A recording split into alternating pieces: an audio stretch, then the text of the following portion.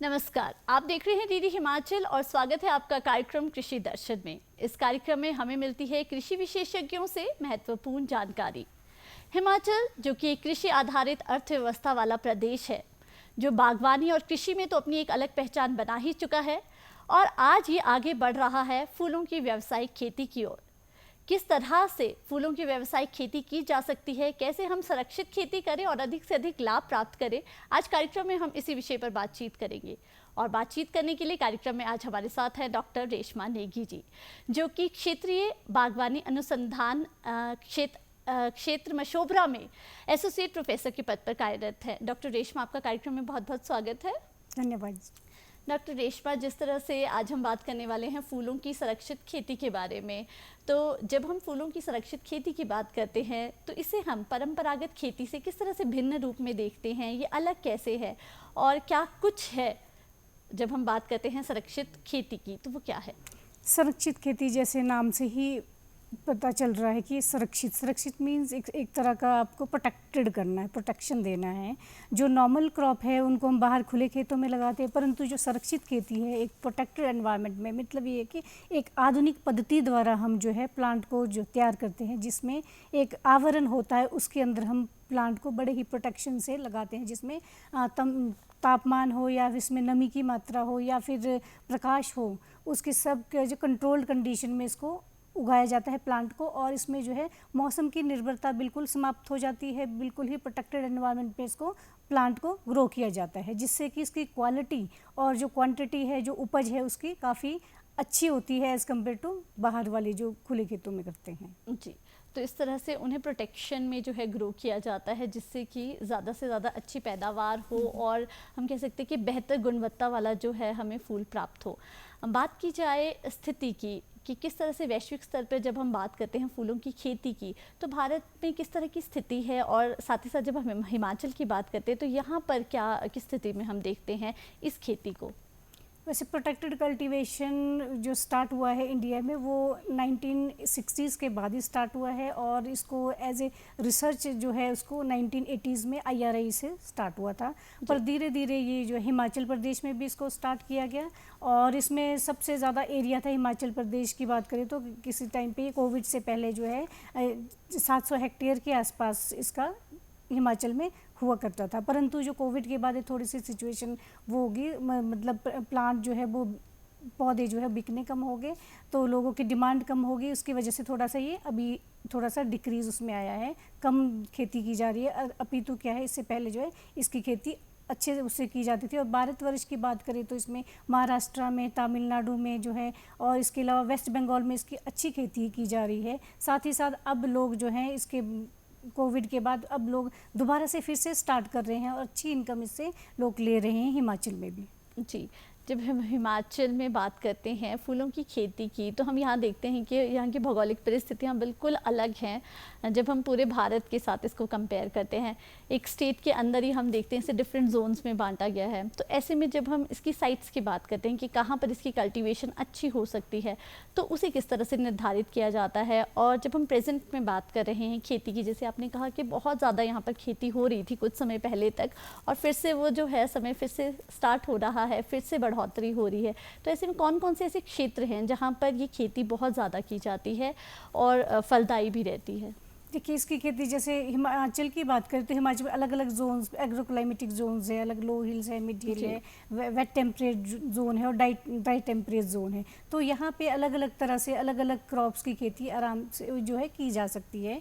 और इसमें लो हिल्स की बात करें तो लो हिल्स में जो है सब ट्रॉपिकल एरिया आता है हमारा, जिसमें सब ट्रॉपिकल फ्लावर्स की बात करें तो फ्लावर्स में आपका प्रोटेक्टेड कल्टीवेशन में है, जरबरा कर सकते हैं, ऑर्किड्स का कर सकते हैं और रोज़ का, तथा इसमें जो है क्या बोलते हैं आपका बर्ड ऑफ पैराडाइज की कट फ्लावर प्रोडक्शन कर सकते हैं। और मिड हिल्स की बात करें, मिड हिल्स में जो है आप इसमें खेती करने की बात करें तो कार्नेशन लगा सकते हैं, रोज़ लगा सकते हैं, जरबरा लगा सकते हैं, अल्स्टोमेरिया लगा सकते हैं। और हाई हिल्स जैसे या वेट टेम्परेट जोन्स हैं, वहाँ पे हम इसकी खेती के लिए रोज़ लगा सकते हैं, कार्नेशन लगा सकते हैं, ऑर्किड्स लगा सकते हैं, और बहुत सारे क्रॉप है, यूस्टोमा है, उनको लगा सकते हैं। और इसके अलावा दूसरे और भी क्रॉप्स है, फिलर क्रॉप्स है ना, इनको भी आप जो है लगा सकते हैं।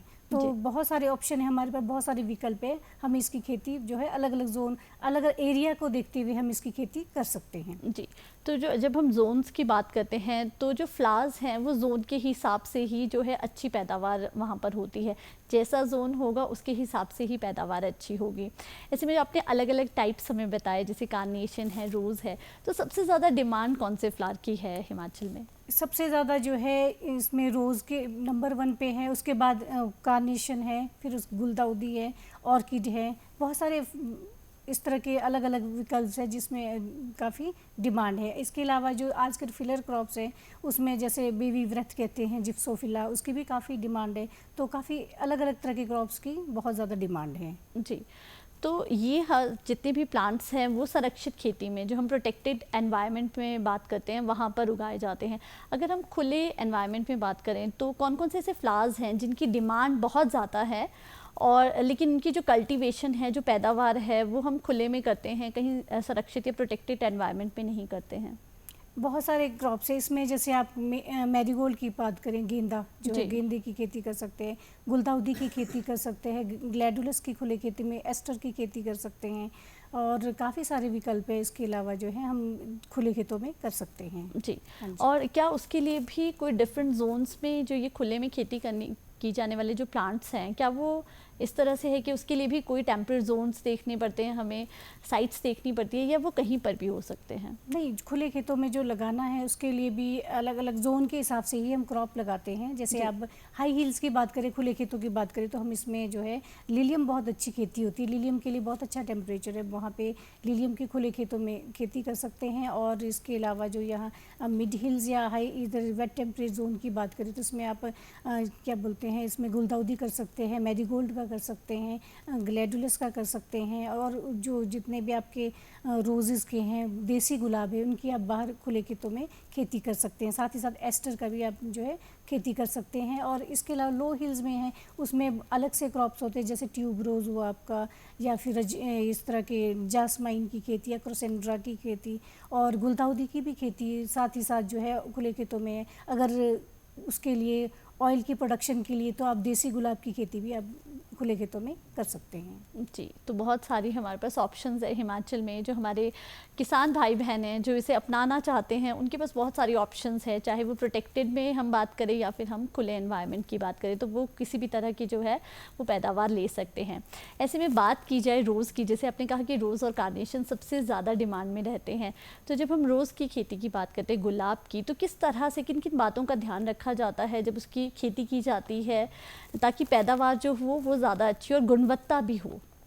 देखिए, रोज़ की खेती जो है इसमें नंबर 1 पे है, जैसे मैंने आपको पहले ही बताया।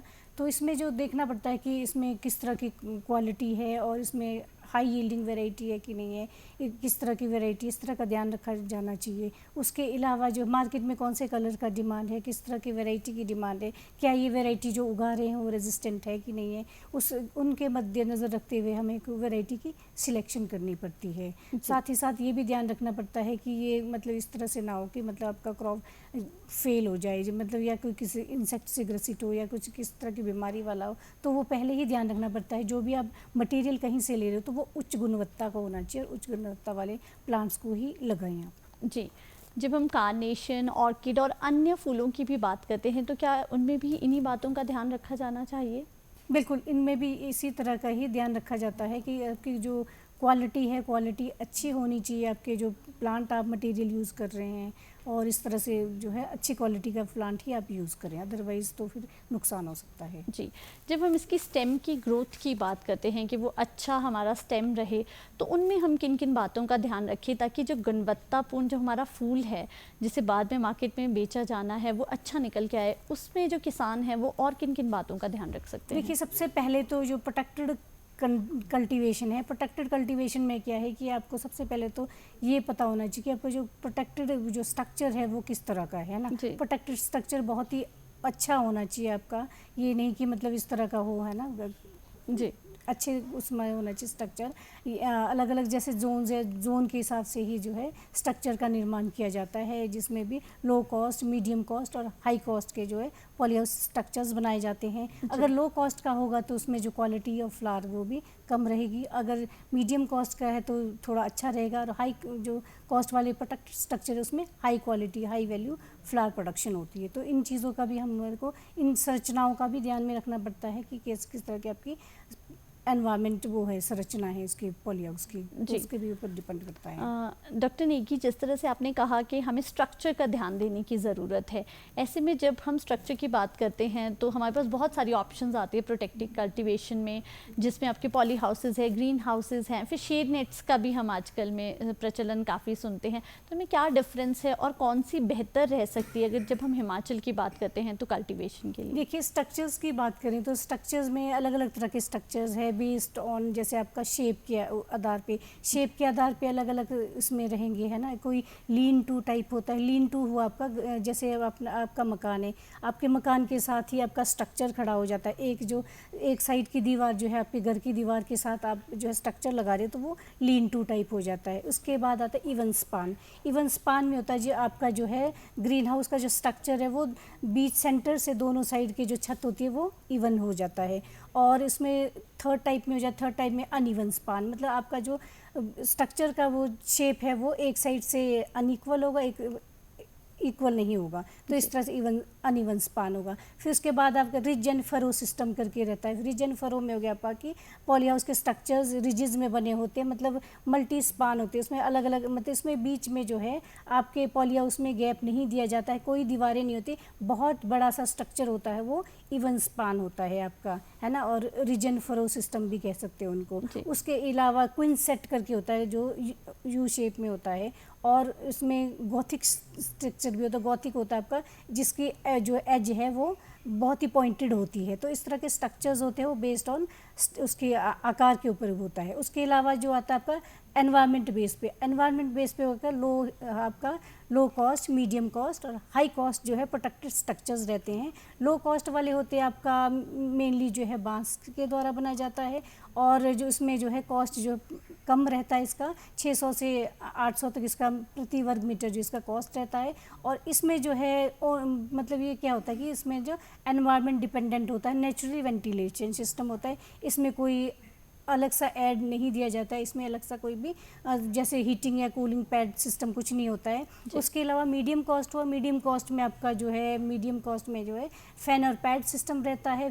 इसमें फैन और पैड से जो है एनवायरनमेंट को कंट्रोल किया जाता है। उसके अलावा हाई कॉस्ट है। हाई कॉस्ट हुआ आपका, इसमें जो है फैन पैड, मतलब इसमें फुली ऑटोमेटिक आपका सिस्टम चलता है, इसमें फर्टिगेशन से लेकर हर चीज़ जो आपका ये जो है बिल्कुल ही कंट्रोल्ड एनवायरनमेंट में होता है। इसमें जो मोस्टली ऑफ सीजन प्रोडक्शन करते हैं और हाई क्वालिटी प्रोडक्शन रहता है इसमें। उसके अलावा जो हाई कॉस्ट वाला है वो उसको हम एक्सपोर्ट भी कर सकते हैं, हाई क्वालिटी फ्लावर हम इसको बाहर बेच सकते हैं। तो इसमें हाई कॉस्ट वाला जो है हर कोई नहीं कर सकता, परंतु अगर इसमें अगर संभावना रहती है तो उसमें ऑफ सीजन फ्लावर प्रोडक्शन की संभावना रहती है।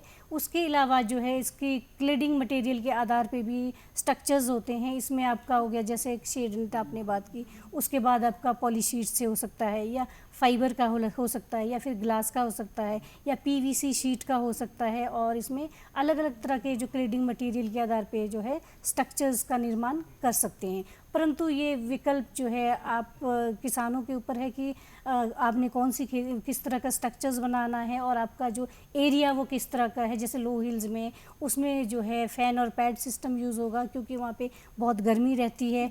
और अगर हाई हिल्स की बात करें, वहाँ पे अगर स्ट्रक्चर लगाना है तो पॉलीशीट काम नहीं करेगा, क्योंकि वहाँ पे बर्फ़ की संभावना रहती है। तो वहाँ पे ग्लास का स्ट्रक्चर या फाइबर जो स्ट्रक्चर्स है वो तैयार कर सकते हैं।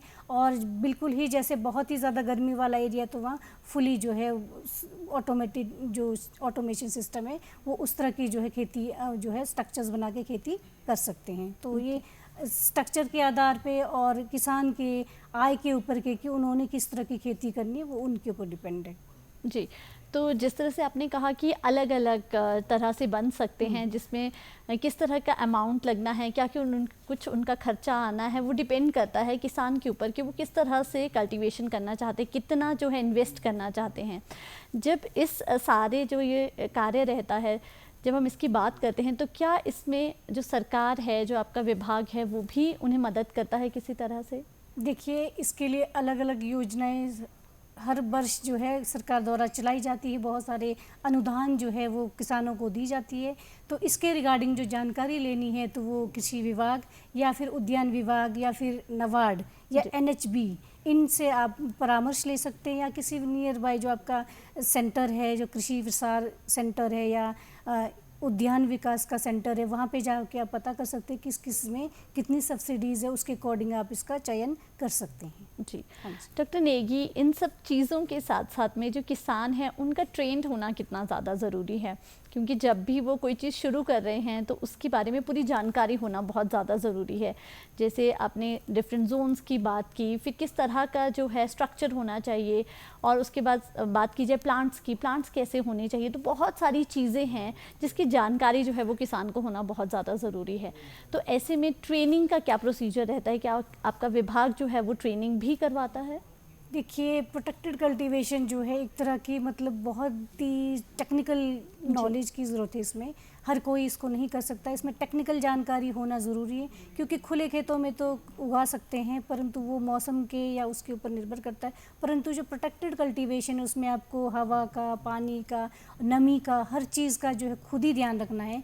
परंतु एक दिन भी आप अगर इसको मिस करते हैं या ज़्यादा पानी दे देते हैं या ज़्यादा टेम्परेचर रखते हैं या फिर बहुत ज़्यादा लाइट करते हैं अपने प्रोटेक्टेड स्ट्रक्चर में, तो वो आपको नुकसान दे सकता है। तो इसके लिए सही प्रशिक्षण का होना बहुत ज़रूरी है। तो प्रशिक्षण जो है आप हमारे यूनिवर्सिटी से ले सकते हैं या उद्यान विभाग से या फिर एग्रीकल्चर से या फिर कहीं NHB के कहीं किसी संस्था से आप जो है प्रशिक्षण लें। अदरवाइज़ ये प्रोटेक्टेड कल्टीवेशन मतलब हर किसी के उसकी बात नहीं है, मतलब हर कोई नहीं कर सकता है। इसमें जो है टेक्निकली साउंड होना सबसे ज़्यादा इम्पॉर्टेंट है। जी, तो जानकारी लेना बहुत ज़्यादा ज़रूरी है। जैसे आपने कहा कि कुछ भी शुरू करने से पहले जानकारी ज़रूर ले लें, तभी जो है अपना कार्य शुरू करें।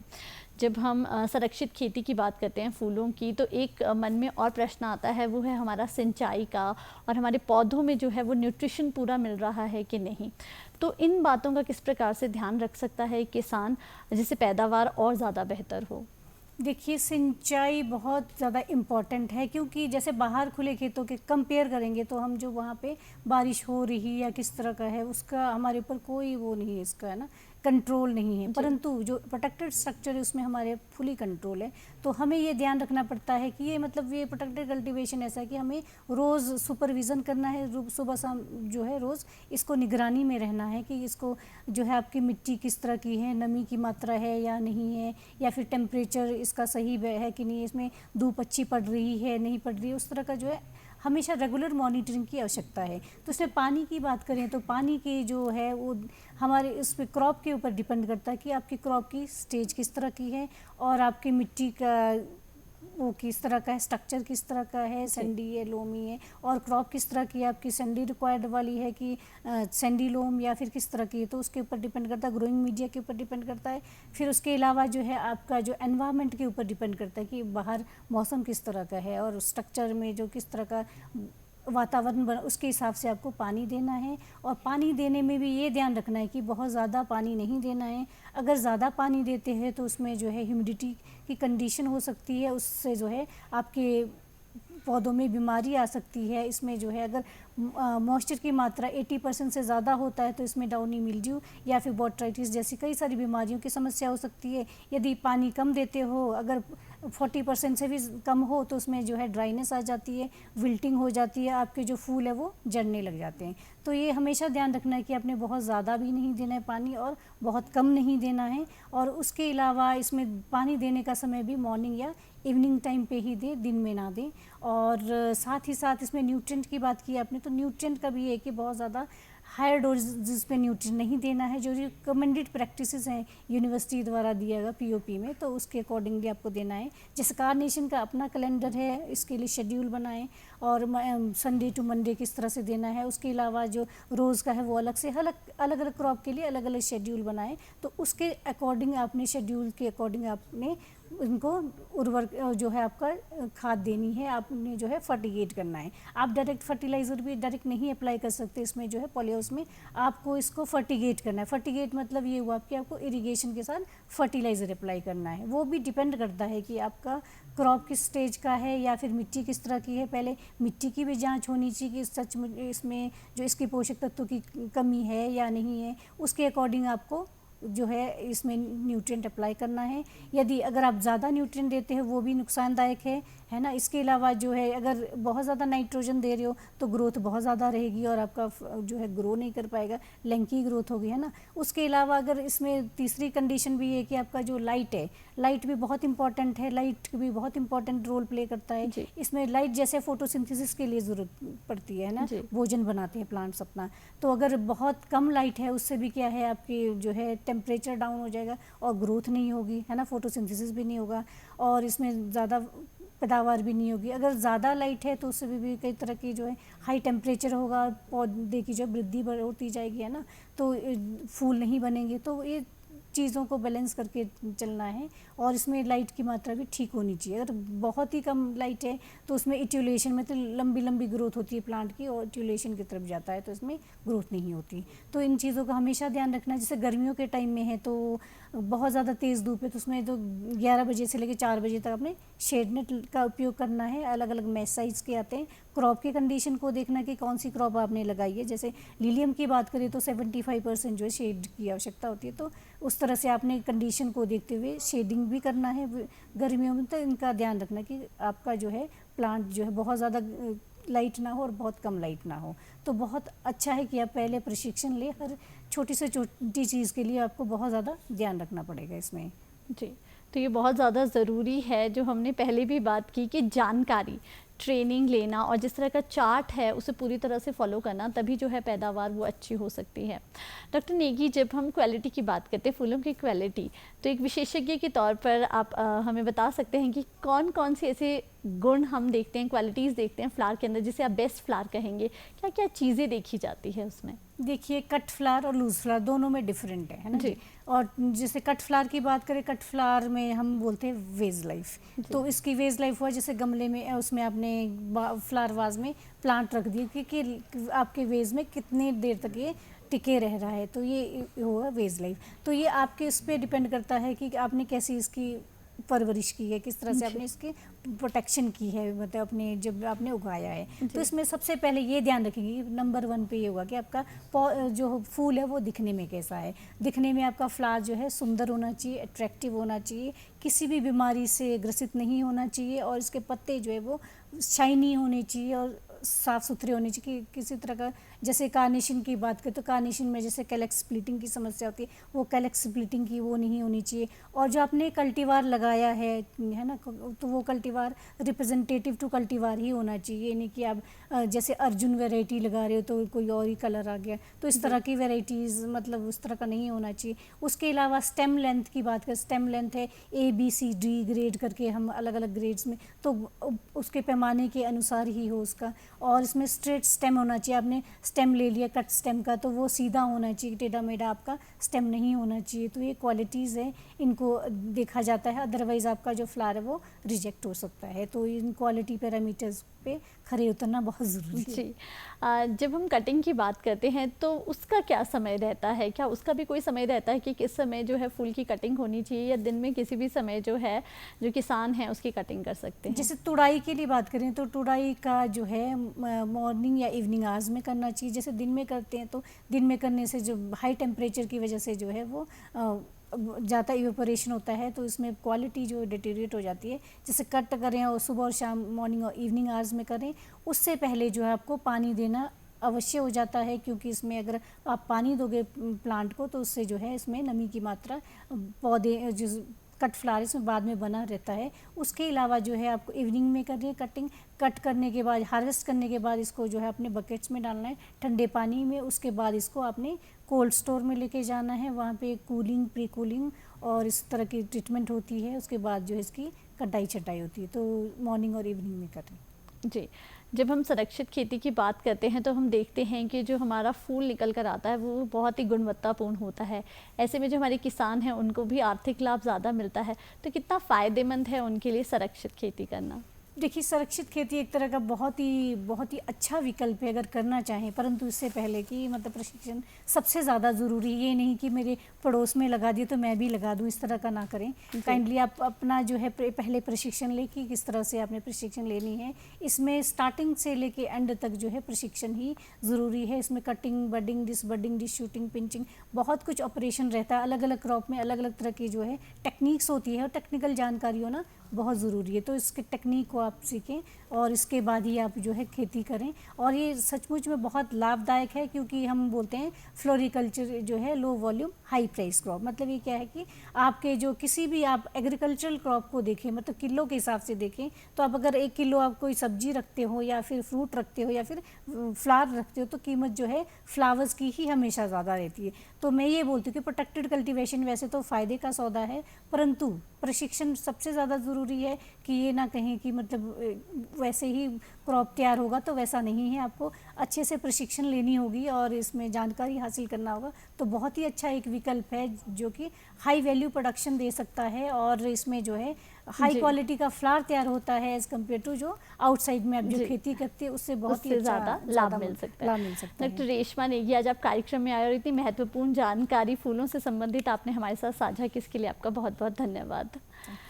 हम अपने दर्शकों को बताना चाहेंगे कि अब आप हमारे कार्यक्रमों का आनंद जो है वो सोशल मीडिया ऐप पर भी ले सकते हैं, जिसके लिए आप हमें फॉलो कर सकते हैं इंस्टाग्राम, एक्स हैंडल, फेसबुक, और हमारे कार्यक्रमों का आप आनंद लेते रहें।